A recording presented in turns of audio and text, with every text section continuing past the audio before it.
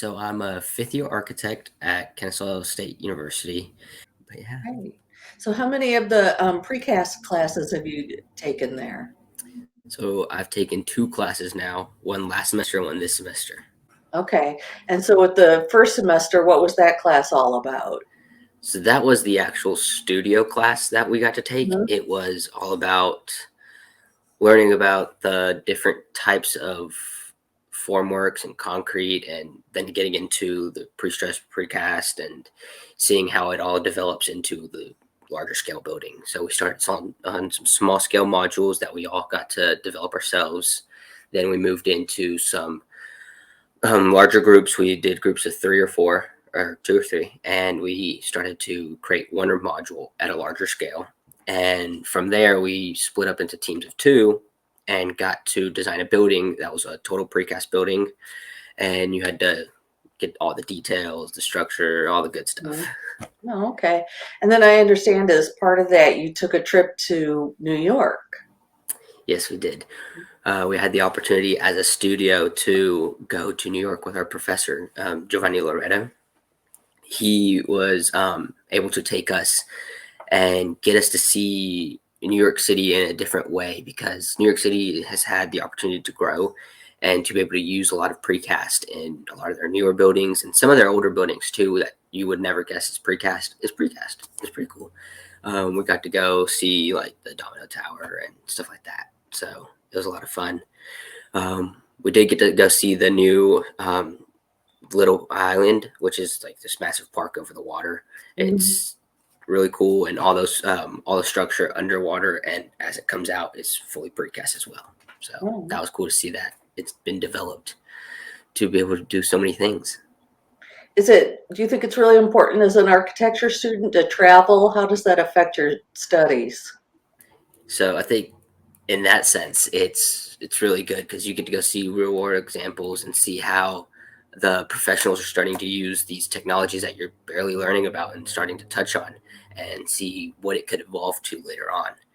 I think traveling to New York was one of the best things we could do, especially as a class, because then a lot of us had this knowledge of what we could actually achieve without having to Google a whole bunch of stuff and all that kind of stuff. So we got hands-on experience with it. Hmm. Yeah. And then this semester, you're taking another class, or you're probably just finishing another precast class.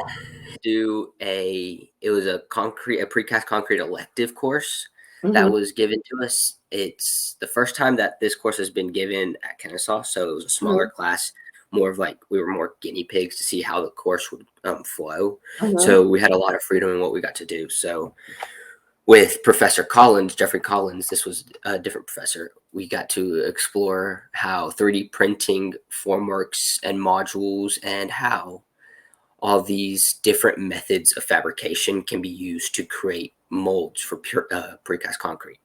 So we started the semester off by finding a single module, a household item. I ended up using a staple and going and building a building, a pavilion, whatever you need to do out of that module.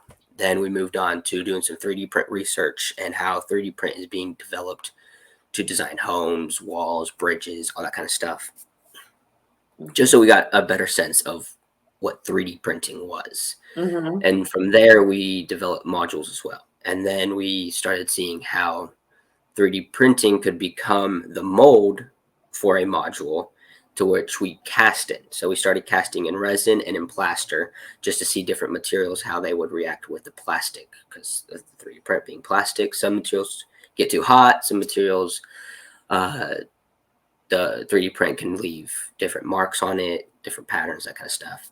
And then we developed at the end a mold, or a module that we had to create different types of molds to then pour concrete, or yeah, we all poured concrete into these molds afterwards.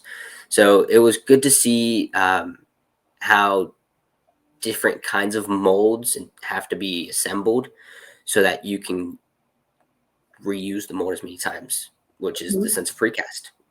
Being able to use multiple molds or a single mold as many times as possible to create a building. So that was what we ended up doing in that class. So from where you started in the fall to where you are now, is there anything that you learned that really surprised you about precast? That you have any notions about it that have completely changed? Yeah, so I think one of the big things, or the biggest thing I probably learned about precast this semester is that, or this year, is that there's so much you can do with it when it comes to the terms of flexibility in a design. So a lot of times people think concrete and you think, oh, it's just the structure, some of the columns, maybe the floor plates. It's very rigid. But no, when we also took a tour of Metromont, one of the precasters here in Georgia. We got to take a tour of their plant and we got to see some of the different wall types they're making and all these curves that they're adding to it. A lot of flexibility with it. We also got to see a lot of the double T's and some of the structural pieces as well. Mm-hmm. But I think it's interesting to know that there's so much out there that we can actually do with precast. And when it goes into construction, it just goes by a lot faster and it gets put up a lot quicker so that you're spending less money and time on the after your design, on the actual construction of it. So that was cool to learn. Oh, what are you going to do when you graduate? So Your student. yeah, the graduation is actually in a week from Mhm. today.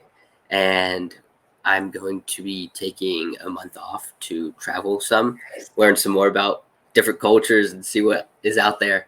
And then in June, mid June, I start at Cooper Carry, one of the firms here in Oh, okay. Atlanta.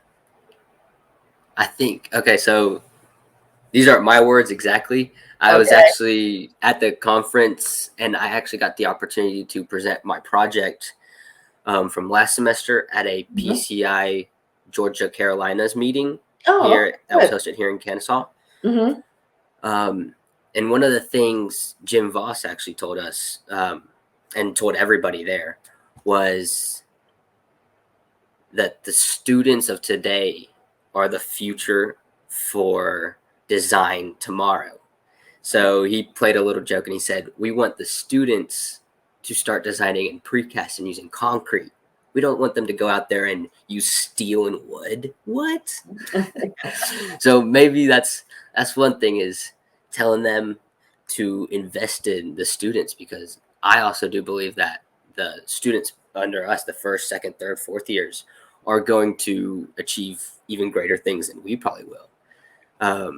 Because there's so much technology, so many new things coming out as we go through this program, that it just changes so much. So I do think students are the future. Oh, great. Is there anything else that you want to share with me about your precast experiences before we finish up? No, I loved it. I had a great time. It was surprisingly really cool because I know Giovanni Loretto. He's a structures professor at Kennesaw, and he taught the Focus Studio last semester. Mm-hmm. And he has a doctorate in concrete and all that kind of stuff.